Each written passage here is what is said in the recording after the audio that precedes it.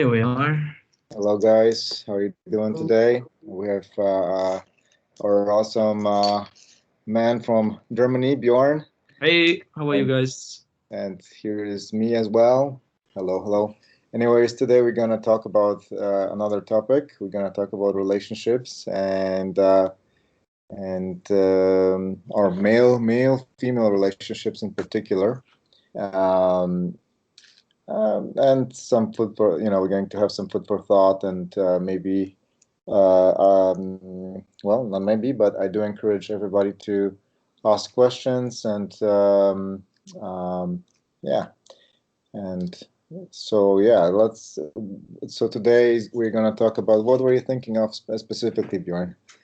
What was your Well, particular? when what we topic talked about in the, let's say, pre-show was me kind of being jealous of my girlfriend for having an ex-boyfriend and all these stories that surround it. And whenever it comes up, I just notice an discomfort and unease and some kind of anger and distanceness towards her or distance toward her. Mhm. Um, where I just feel, damn, this is. I know this has to do with me, and those are my insecurities. But sometimes I feel like she doesn't do it on purpose, consciously, but subconsciously to try and test me. Yeah, yeah, yeah.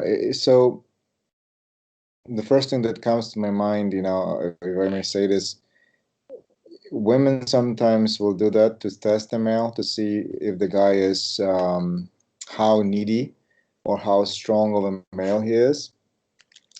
They may do it subconsciously. They may do it consciously. It really depends. On some level, it has some validity. I mean, the man has to still hold his ground, and not display those kind of needy, jealous, or controlling tendencies, because then then she may not understand where it's coming from, and she may see it as a weakness or as types of traits that she doesn't desire in a man. And it's unfortunate because some women would say maybe it's more common these days than in the olden days, like, we look maybe 50, 60 years or 100 years ago, because women and men had a different sort of a function. Like there was a little bit of a hierarchy on some level in the family. The males used to be the head of the family, and they were the provider, and the female usually stayed at home. And in the ancient times, there was the same thing. Women would stay at home, cooking, taking care of babies and things like that. And the males were the hunters and the gatherers and the protectors.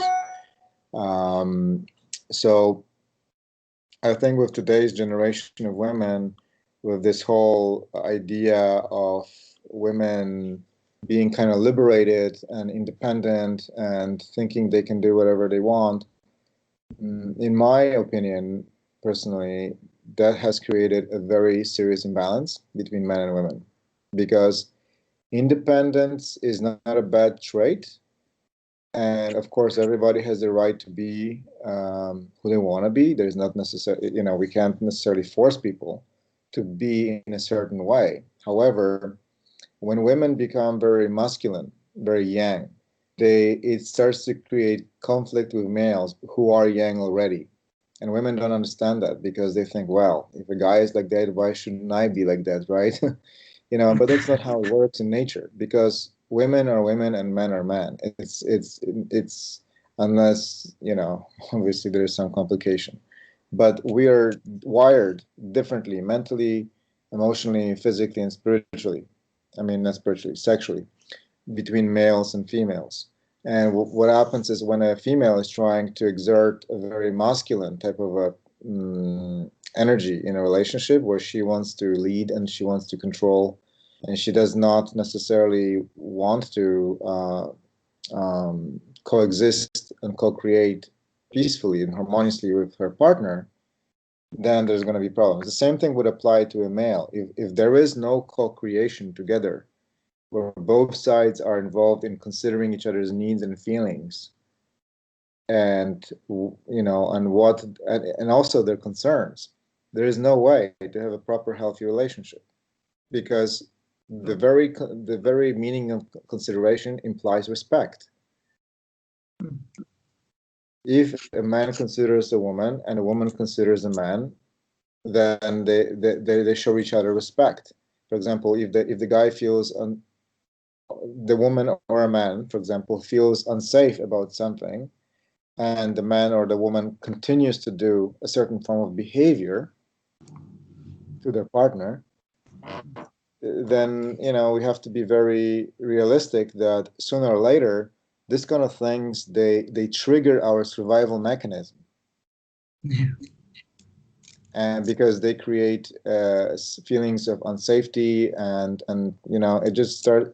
it starts to, unfortunately for both men and women, it starts to develop to leave a trace in people's psyche, where we start to accumulate all these things that are happening in our mind and memory over time, and it becomes an issue because out of a sudden this person we thought we that was so sweet and nice, out of a sudden they are not as nice as we thought, because we unfortunately tend to layer up all these different scenarios in our memory, and women in particular are good with that.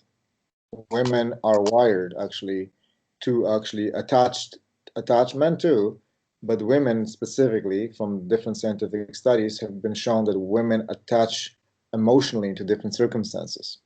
And sometimes men don't know that. That's why when men lose their crap, this stays inside of a woman, and it actually sometimes they don't talk about it, which is one of the problems, because a lot of women tend to expect their man to read their minds. That is not going to happen.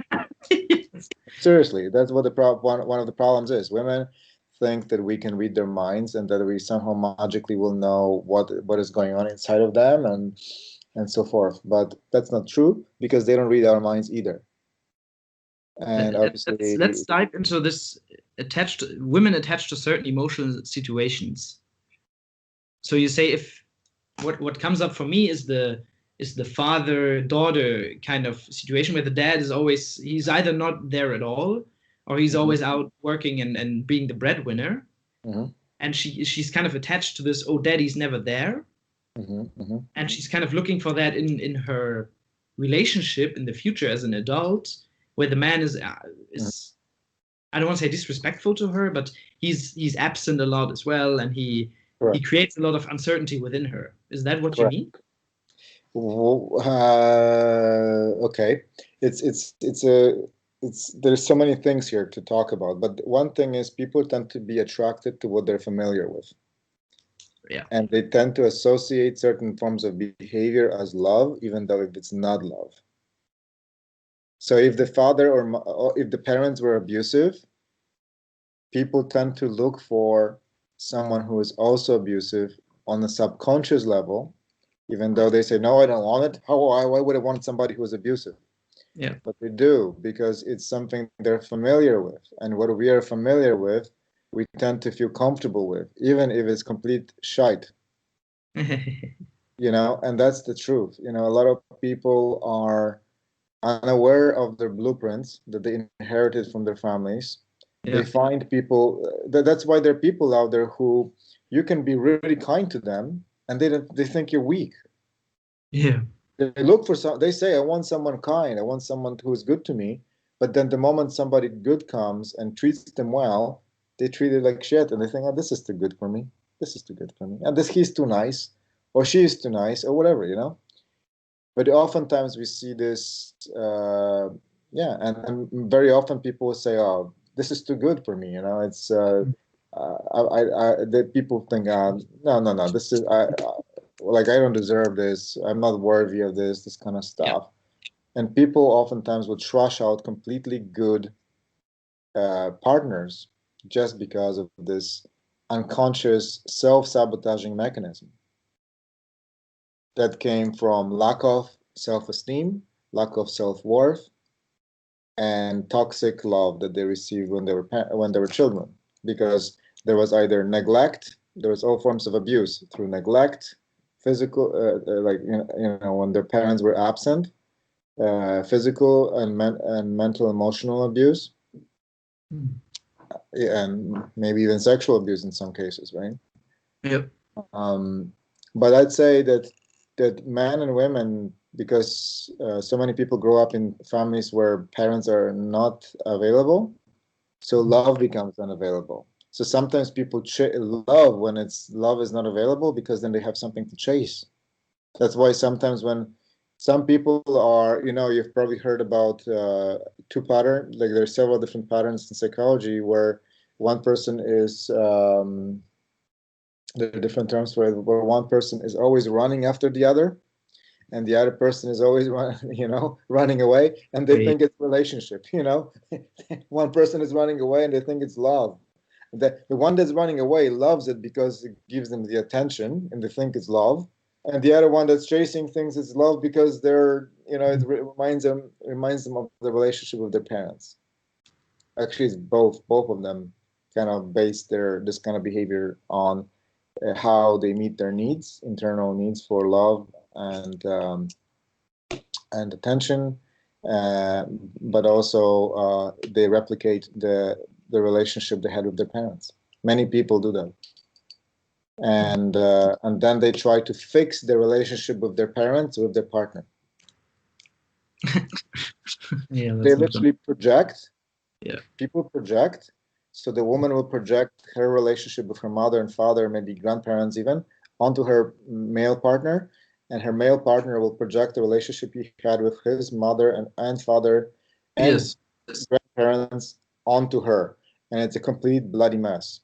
Because what they don't realize is that their parents were their parents, and this projection is they have to do their own inner work to heal themselves, rather than expect to replicate the same kind of a bullshit with someone else and try to fix it that way.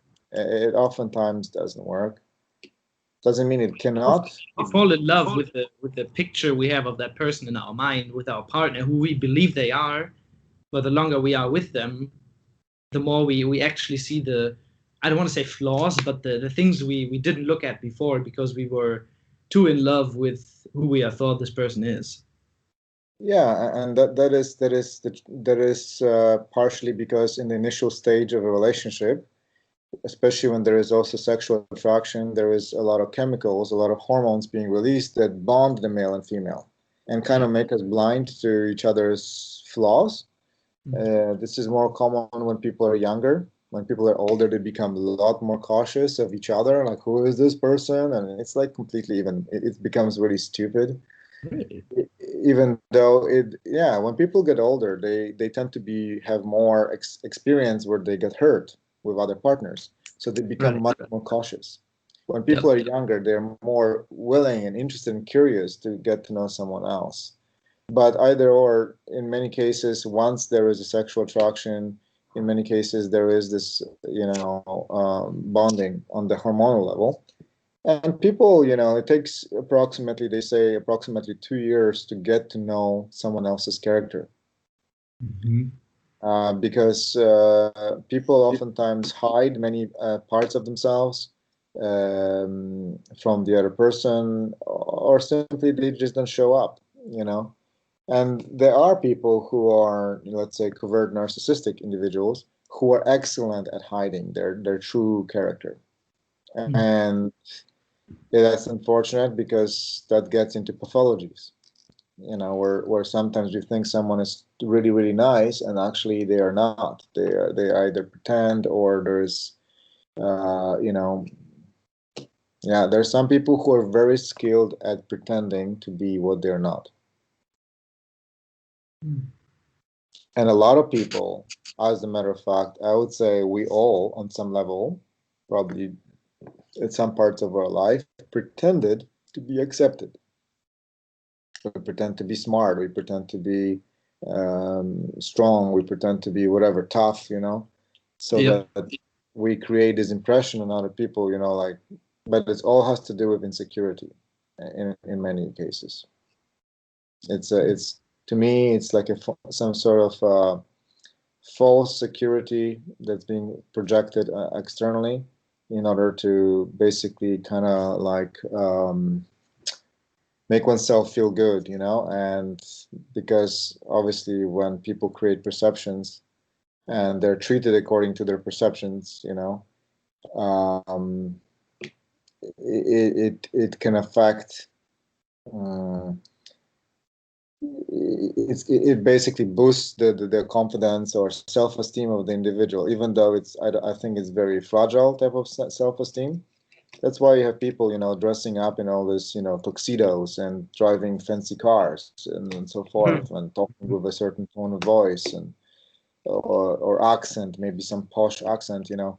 But it's really just a facade, in my opinion, in many cases, because there is really no difference between an ordinary person and somebody who is just wearing a tuxedo. I mean, it's just other than just the outside, yeah. than the psychological processes going on inside. Yeah. So it's to me it's quite superficial. But yeah, so a lot the first 2 years, most people within first 2 years, most people don't see the flaws within the other person that well. Sometimes they see it sooner, and many times people ignore things for too long, and then it becomes a problem because when the internal issues when are not properly expressed and resolved in the relationship, then it becomes you know, it just becomes a time bomb.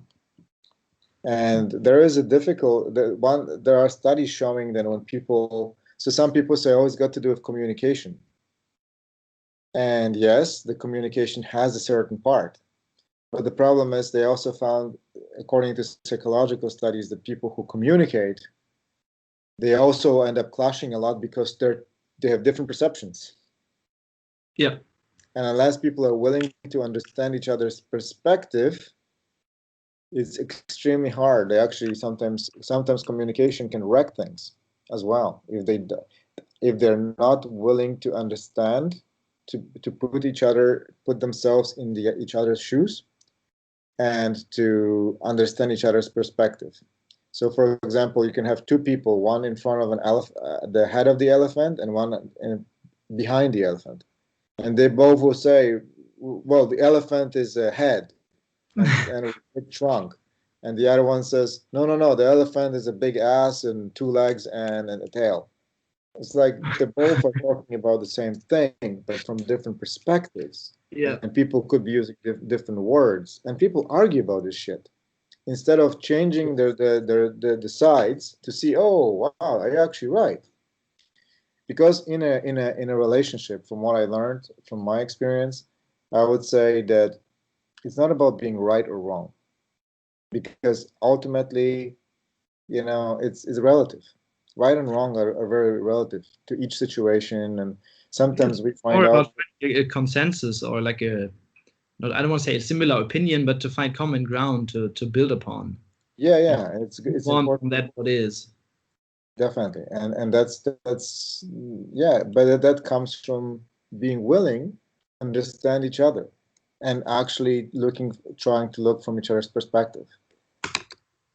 So, you know, if you have a beach ball and you know, one side is yellow, green, and black, and another one is white, blue, and red, all you need to do is just turn it around, and now both people can see that yes, they were both right what they perceive.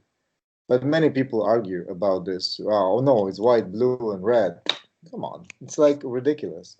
That's the thing. It's like the willingness to listen, to look from each other's perspective and consider each other's perspective, but also not to label each other as right or wrong necessarily, because because there's always so much more to the scenario, right?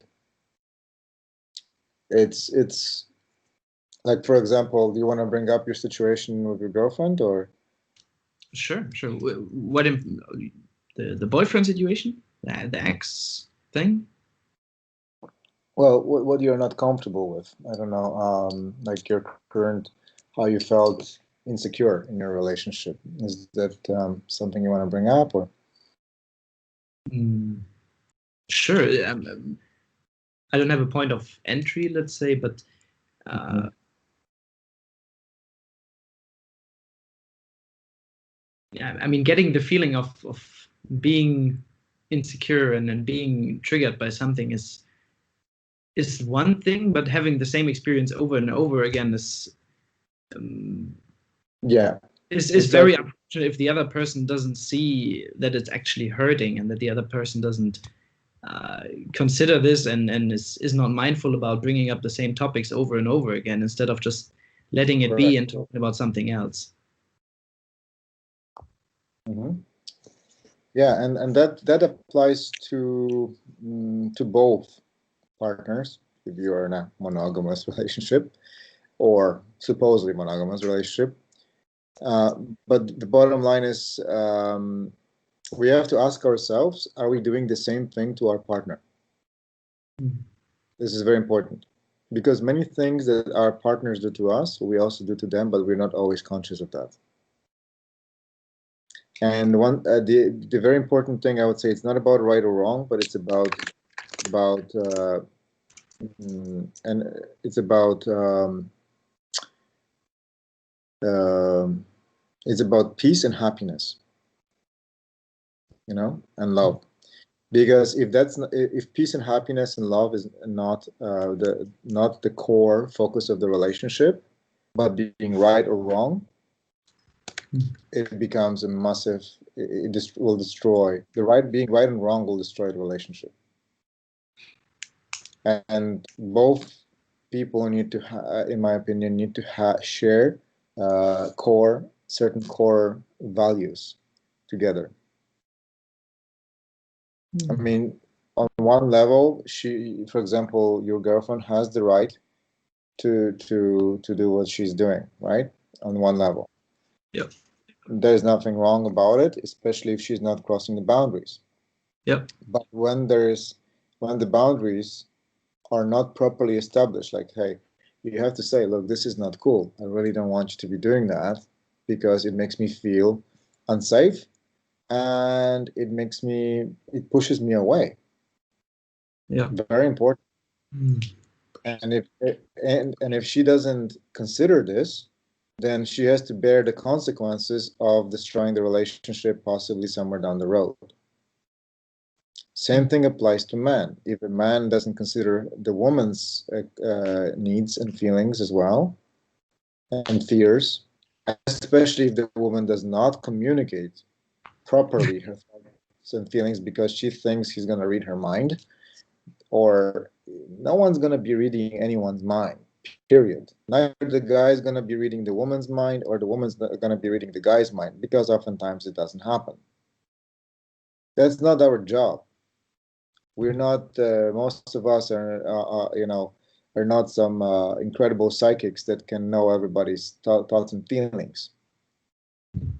And I think that is a problem because a lot of people come out of out of many families where, as children, they learned that the daddy and mommy is going to know what to do for them. But that's not, but that's completely ridiculous because most people, we are not children anymore.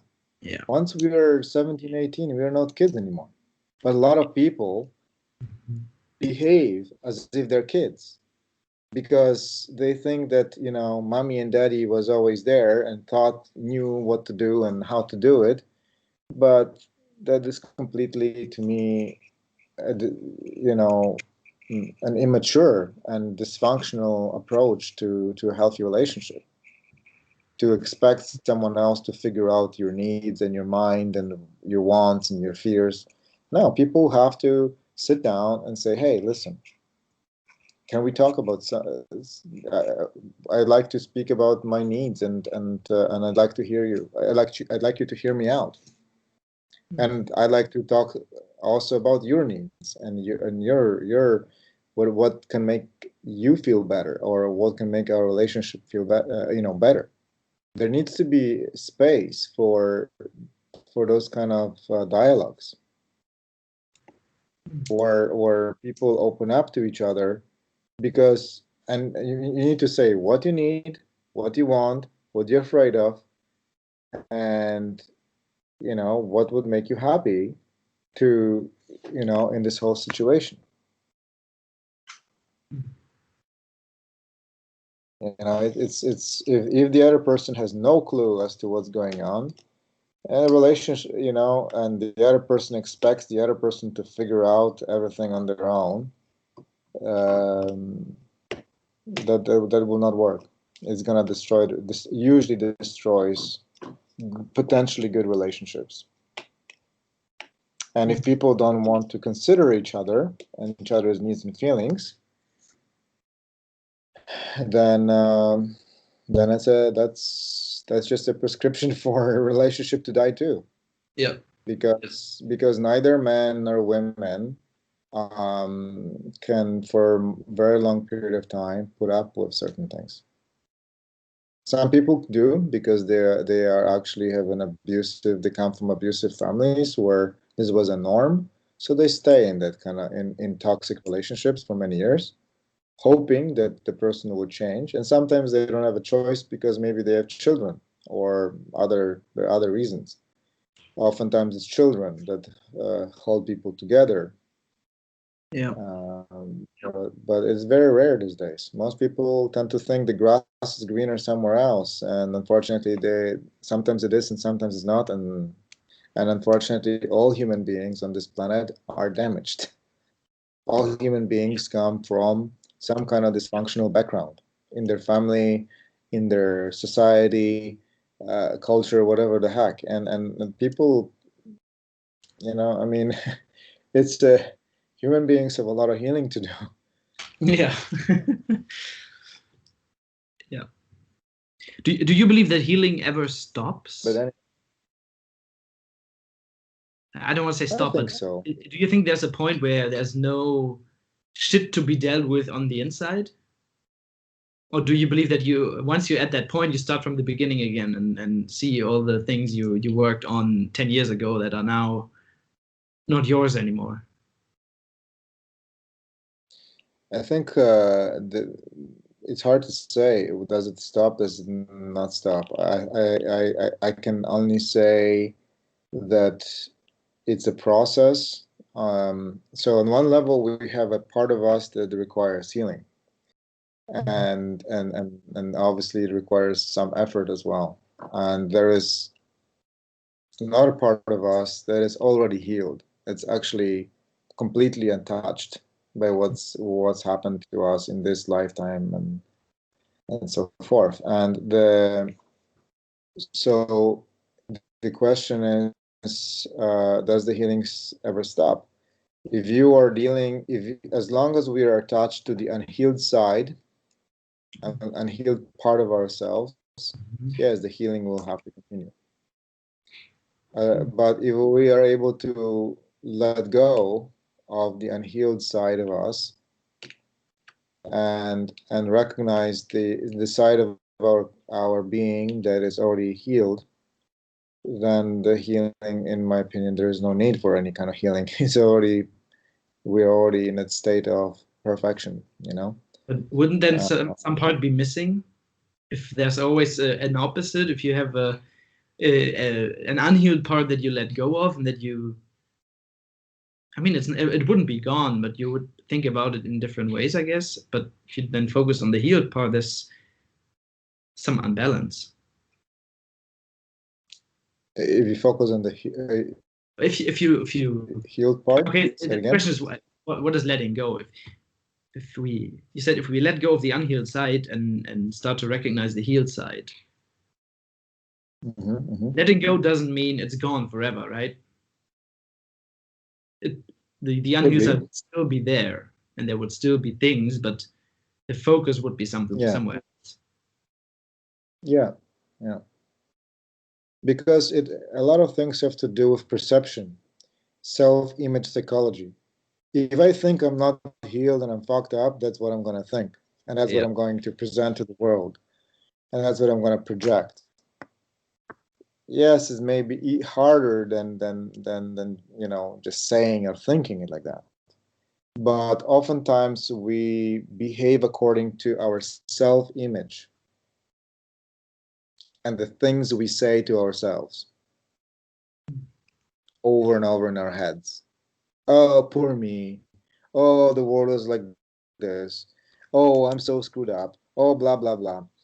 Cancel, you know. The bottom line is that if we have the power to create ourselves in a positive or negative way. It's all in our own hands. Yep. And we are the ones who are creating things in our minds, first and foremost. We are the ones who are either using our minds properly or misusing. And I would say a lot of us are not using our minds properly because we are focusing on bullshit. Yes. We're focusing on fear. We're focusing on mostly a lot of times on fear and lower types of Yep. vibrational thoughts and feelings and images about ourselves, other people, and the world. We project a lot of bullshit outside. We judge other people unconsciously oftentimes. And by doing that, we project that crap onto somebody else, and it continues because people are influenced by our thoughts, feelings, and by the images we project about them. Just like we are also influenced by their thoughts and feelings and images. So we have to go back from here to here and focus on embracing with love, unconditional love, first of all, ourselves and our own bullshit, and also embracing another human being as well as they are. Acceptance of what is as it is with love, unconditional love, is one of the first steps, in my opinion, to a healthy relationship with oneself and with someone else. Because if we can accept our dark side and our light side and recognize our light side as well, some people don't even want to see they have anything good about themselves. They say, oh, I'm not good. Yeah. How can it be? And they completely reject the good side and they think, oh, they're this horrible person. And they just beat themselves up over and over again. Terrible. But the Yeah. truth is, we all have the dark side. We all have the light side as well. What we need to do is embrace both. Recognize the light side, acknowledge acknowledge it, acknowledge also and accept, embrace the dark side, but in such a way that doesn't mean, oh yeah, like I got all these issues and that's all cool.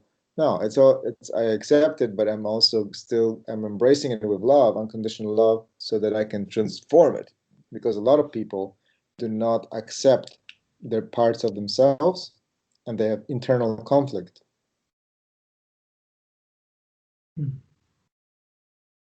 So when you are in a relationship with someone else, you have to first develop a relationship with yourself on some level, on some level as well, where you embrace yourself fully with love, unconditional love, and completely turn everything into this. Just imagine everything turning into like white light.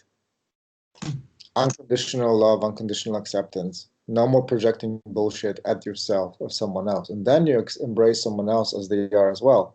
However, that doesn't mean that we put up with certain forms of behavior. Yep. We still have to have a voice. We still have to, you know, I believe in our heart we have our we have we can generate tremendous amounts of power, love, but also courage. And we need to have the courage to express ourselves, to speak, to act, to say, hey, this is not cool, you know. Speak up, speak up your mind and your feelings, but in a respectful way. And then make sure you're also very clear about initial stage in relationships. People need to be very clear what's acceptable, what's not. You have to have very clear, and some people call it boundaries. I don't like the word boundary, but it's important to know what's acceptable, what's not. and some things have to be very clear. And they also need to know that if some things are broken, if certain things that are unacceptable continue, they are damaging and hurting the relationship. And there are consequences to that. There are consequences to everything.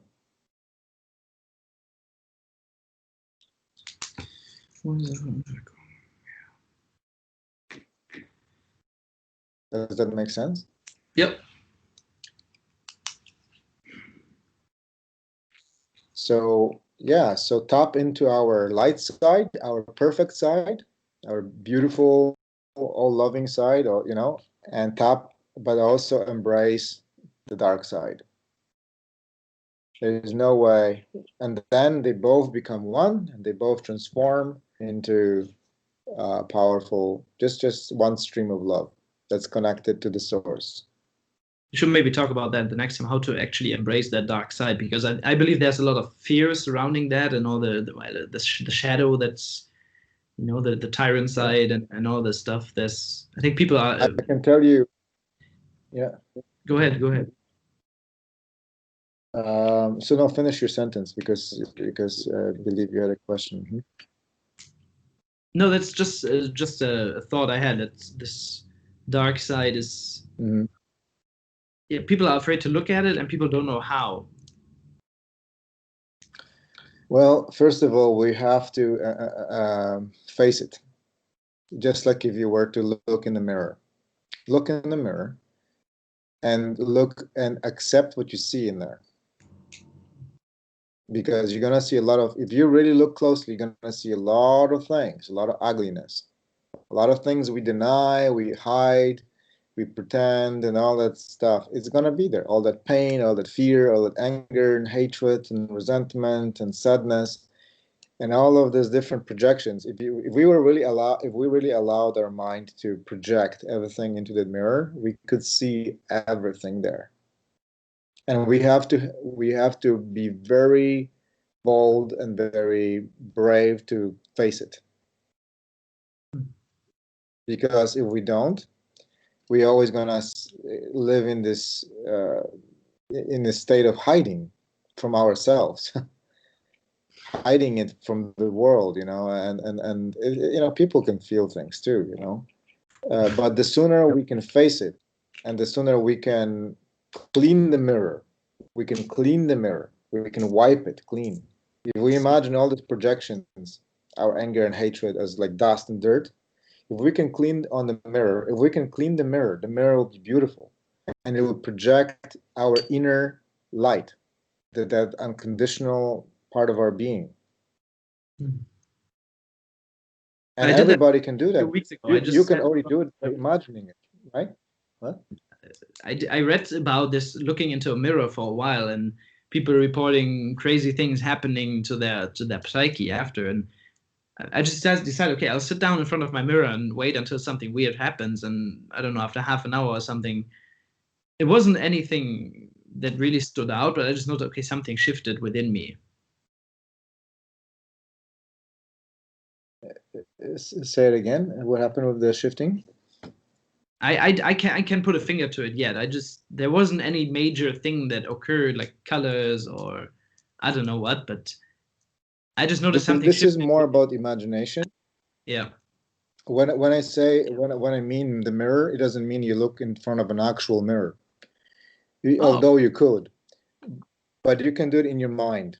You just imagine a mirror in your mind, and then imagine that your mind projects all that shit on that mirror of your mind inside of your imagination. And inside of your imagination, you can wipe that mirror. You can clean it, correct? Yeah. You can send love from your heart in form of energy, in form of light, to transform this, to clean that mirror. That can give an individual a glimpse that a lot of things that we think we are just projections of our own mind. They're self-created. But the imagination is a very powerful and one of the most important tools in life. Because in the imagination, we can transform parts of ourselves and let go of those images that no longer serve us. Hmm. And they don't serve us because none of these images actually ever upkeeps our vibration. Most negative images keep us down. They don't serve us. They keep us trapped in this state of lower vibration, of fear and insecurity and so forth, and most importantly, prevent us from being who we really are, from being this limitless source of love that is connected to the source of all things.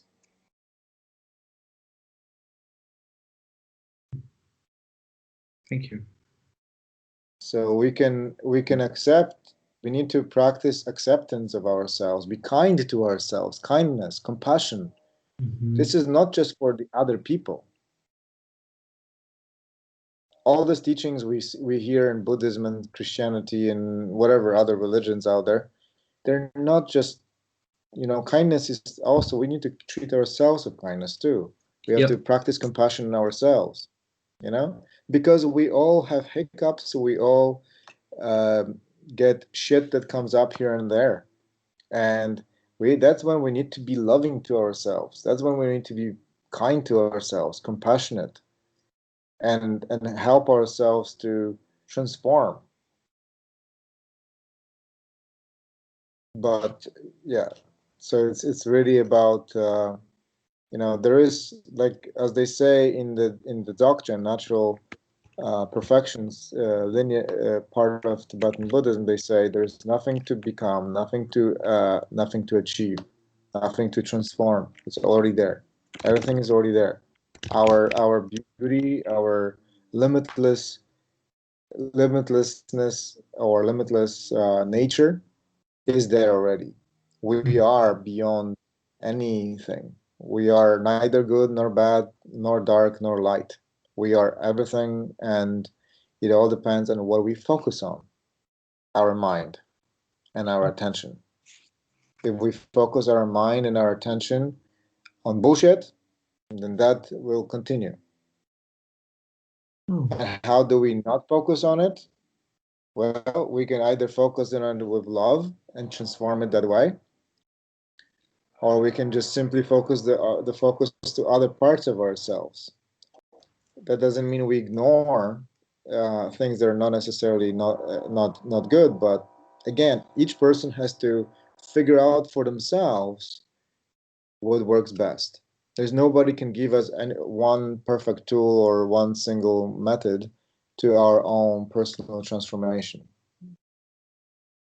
And we need to appreciate this whole process as a form of a journey. Like Yeah. every journey. There are things that are good, there are things that are not so good, Yep. tough and easy, and there's sometimes it rains, sometimes it's sunny, you know. We can also practice to become more like, we can take everything with an equal taste. That means when it's raining, I'm happy. When it's sunny, I'm happy. When it's snowing, I'm happy too. It doesn't matter. When we can develop this state of appreciation and gratitude for what is, because even when things are not so good, we can use it as an opportunity to grow. That's something I'm learning. Yeah. It's Even an if it's shit, opportunity. to Everything is an find something to opportunity. be grateful for, to find something that's actually good. Yeah, everything is good, and everything is within the eye of the beholder. Yep. Everything is an opportunity in life. And going back to human relationships, most of the problems in the human relationships have to do with misunderstandings. Mm. Misunderstanding. It's not because the other person is bad or whatever. It's just misunderstandings, not proper communication, and not being clear about what's happening inside. And I mean, anything is possible. I believe that as long as both people believe that anything is possible, that they can achieve, have a healthy, loving relationship, I believe it's possible. Uh, but it just depends on how much are they focused on that. And things are a lot simpler, in my opinion, sometimes than they seem. And what I mean by, and some people would maybe even say that some things are harder than they seem. I think it's all very relative. but ultimately, you know, I mean, we need to focus on the things that make our relationship with ourselves and with someone else uh, more loving, brings joy, happiness to both people in a relationship. And yeah, like in your case, let go of the fear. That's your number one step. Go back to your heart and you know, send her love. And then the next time you talk to her, come from a place of love, not fear. Thank And you. she'll be more likely to listen to you. You know, same thing goes for women. If they come from a place of love and want to talk to their partner, you know, there's going to be more of a chance that the partner will listen. The worst thing that people do is they start accusing each other, blaming, and this and that, and that's just not going to work. You do this, you do that, you do this, you make me feel like this. Oh my God. And soon enough, one Yeah. person just unintentionally makes the other person feel like shit. And it's like, fuck, they close off, they don't want to listen, and then they start defending themselves, and it becomes an argument. Yeah. No, no.